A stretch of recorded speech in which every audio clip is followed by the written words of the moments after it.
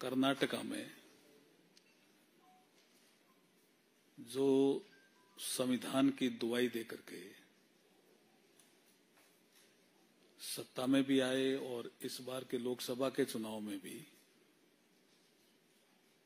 हमारे कांग्रेस के नेता और लोकसभा में नेता प्रतिपक्ष श्रीमान राहुल गांधी जी संविधान की किताब लेकर के घूम रहे हैं।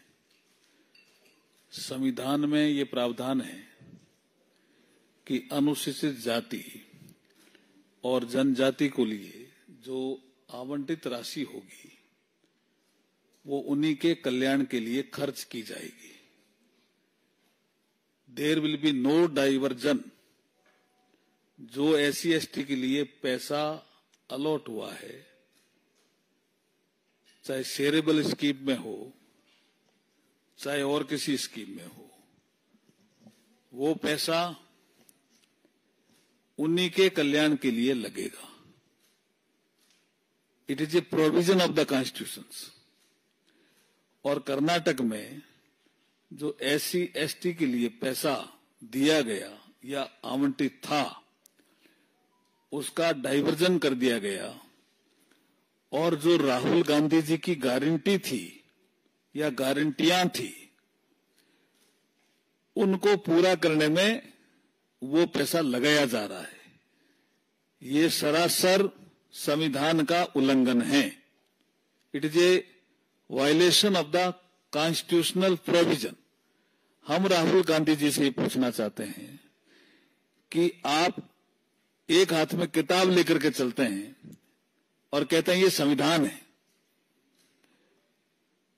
और जब हमारे लोकसभा में बहुत से लोगों ने पूछा इसके चैप्टर कितने हैं, इसके पेज कितने हैं संविधान में, तो कोई जवाब नहीं दे पाए।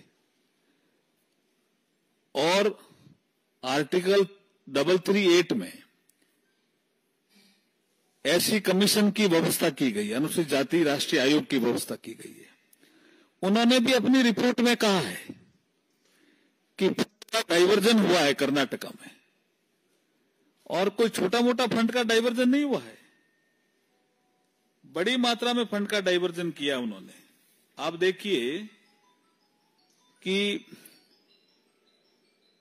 एससी एसपी और टीएसपी इन दोनों के लिए 39,121 करोड़ जो पैसा था उसमें से 14,730.53 करोड़ रुपए की राशि जो एससी एसटी के लिए था, कल्याण के लिए, वहां से डाइवर्जन किया 14,730 करोड़ का। और वो जो कांग्रेस ने वहां गारंटी दी कि हम बिजली का बिल माफ करेंगे या जो भी गारंटी दी उसमें खर्च कर रहे हैं। ये खुला उल्लंघन है संविधान का। और अनुसूचित जाति के कल्याण के नाम पे जो सरकार आई वो अनुसूचित जाति जनजाति समाज का गला घोंट रही है। उनके कल्याण में जो करना चाहिए वो इनके राजनीतिक मजबूरियों में पैसा लगा रहे हैं डाइवर्जन करके। हम इसकी निंदा भी करते हैं और कठोर कार्रवाई की मांग भी करते हैं।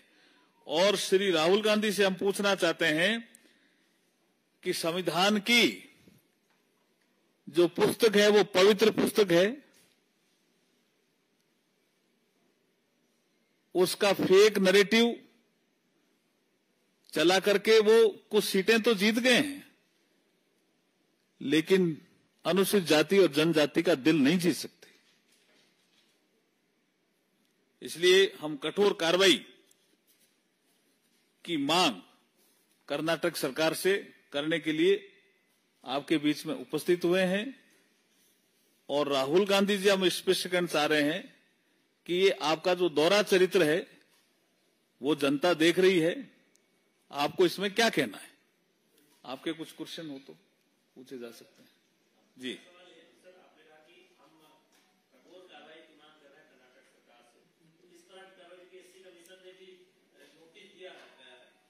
कर्नाटक सरकार को फंड डाइवर्जन के मामले में, तो क्या आप चाह रहे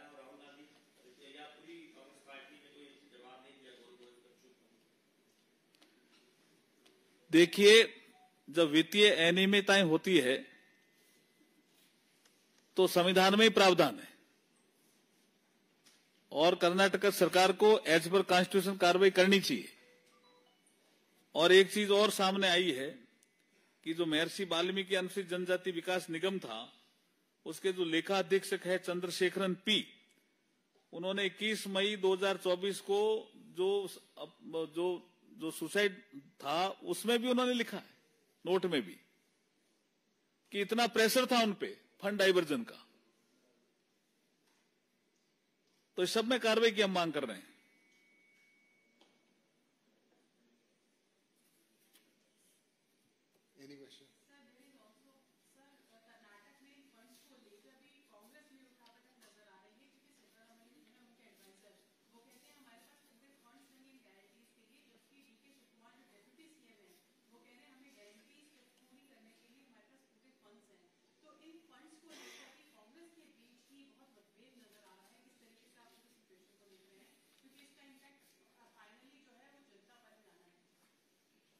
जुड़ा हुआ मुझे जिस सलाहकार की बात आपने की है, उसी के सलाहकार ने कहा कि राहुल गांधी गारंटियां ही सरकार के ऊपर बोझ बन चुकी है। सर, सीएम के सलाहकार, आर्थिक सलाहकार, आप दोनों के प्रश्न भी बहुत शानदार है।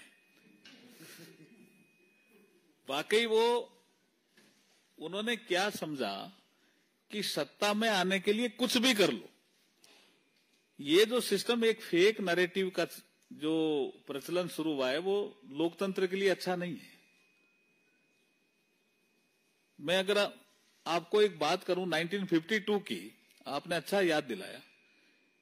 52 में बाबा साहब डॉक्टर बी.आर. अम्बेडकर एक उम्मीदवार थे शेड्यूल कास्ट फेडरेशन के दल पे, मुंबई नॉर्थ, वो सीट थी सुरक्षित। और वहीं एक सीट पे एक जनरल कैंडिडेट भी खड़े थे, समाजवादी। अब इसमें उनका मतपत्र अलग, इनका मतपत्र अलग। 52 में जनता भी 15% मेरे ख्याल में शिक्षित रही होगी, मैं डेटा एग्जैक्ट नहीं है। तो वो जो अधिकारी होते थे, जो निर्वाचन करने वाले, उनसे पूछते थे वोट कहां डालना है। 52 की बात कर रहा हूं। तो फेक नैरेटिव चलाया साम्यवादियों ने डॉक्टर बी.आर. बाबा साहब को हराने के लिए कि आप 2 वोट डालोगे तभी बाबा साहब जीतेंगे। तो बाबा साहब के मत पत्र पे 1 वोट तो उन्होंने बाबा साहब के सामने डाल दिया। उनका चुनाव चिन्ह शायद उस समय हाथी था, और 1 वोट और डलवा दिया, 1 वोट और डलवा दिया। और ये जनता में कहकर के फेक नैरेटिव, ये फेक नैरेटिव 52 से चल रहा है कि आप 2 वोट डालोगे तभी बाबा साहब जीतेंगे। और बाबा साहब चुनाव हारते हैं 14,000 समथिंग से, लेकिन 74,333 वोट खारिज होते हैं कि एक आदमी ने 2 वोट डाल दिए, 2 आदमियों के ठप्पे लगा दिए। तो ये फेक नैरेटिव जो आप कह रहे हो, ये इन्होंने चला करके, ये हमारी गारंटी, हम पूरा करेंगे। तो भाई फाइनेंशियल मैनेजमेंट देकर के ही पहले करना चाहिए ना। अब लड़ रहे हो आपस में। मैंने भी संकल्प पत्र राजस्थान का बनाया है पूरा। मैंने उसमें हम इकोनॉमी की साइज कितनी रखेंगे, हमने $350 बिलियन कहा। हम 500 भी कह सकते थे, लेकिन हमने राजस्थान का फाइनेंशियल मैनेजमेंट देखा, रिसोर्स देखा, कितना रिसोर्स आता है, उसके आधार पर ही हमने $350 बिलियन रखा। उन्होंने ये देखा ही नहीं कुछ फाइनेंशियल मैनेजमेंट, और अब लड़ रहे हैं। जनता पिस रही है और अनुसूचित जाति जनजाति के आदमी परेशान हो रहे हैं। उनको लगा भी ये कल्याण करेंगे, ये अपना कल्याण कर रहे हैं और उनके पैसे के दम पर कर रहे हैं। पैसा अनुसूचित जाति जनजाति वर्ग के लिए अलॉट है, उस पैसे को निकाल रहे हैं और निकाल करके गारंटी पूरी करने का काम कर रहे हैं। ये जनता के साथ धोखा है।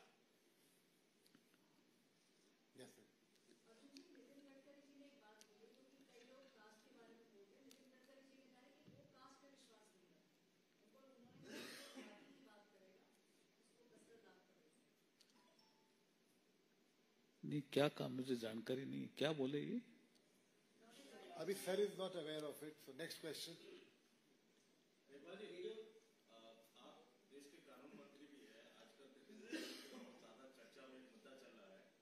विश्व हिंदू परिषद ने मांग की है कि समान नागरिक संहिता सभी को लागू करनी चाहिए और साथ ही साथ एक समान जनसंख्या नीति जिसमें सिर्फ 2 बच्चों का कानून हो और वो सभी धर्मों के लोगों पर लागू हो। इस पे आपकी क्या है? पाठक जी, आप तो बहुत पुराने आदमी हो। कॉन्स्टिट्यूंट असेंबली की डिबेट देखो,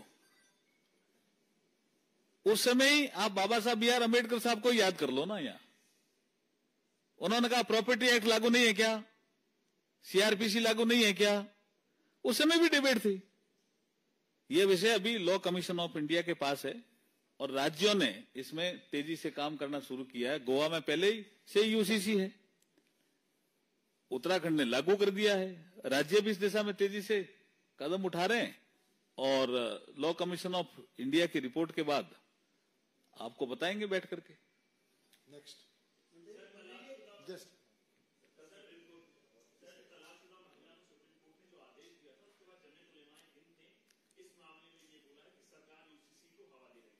देखिए, सुप्रीम कोर्ट के आदेश का सम्मान करना चाहिए और मैं तो ये समझ रहा हूं कि मैं 2 दिन से देख रहा हूं आपके प्रिंट मीडिया में भी और आपके इलेक्ट्रॉनिक मीडिया में इस निर्णय की तारीफ हो रही है। ये जो पैसा है, जिस पैसे की आप बात कर रहे हैं, इसमें सेंट्रल गवर्नमेंट का क्या स्टेक है? मतलब कितना हिस्सा जो अनुदान में जाता होगा? सेंट्रल गवर्नमेंट का पैसा है, तभी तो ऐसी कमीशन ने पॉइंट आउट किया है। हमारा पैसा भी वो डाइवर्ट कर रहे हैं। हम कह रहे हैं कि भाई ये अनुसूचित जाति जनजाति कल्याण के लिए है, उसमें लगाइए। वो कह रहे, वो उनकी प्रेशर आ गया जो अभी प्रज्ञा जी कह रहे थे फाइनेंशियल मैनेजमेंट कहां से करे, तो यहां से करना है क्या?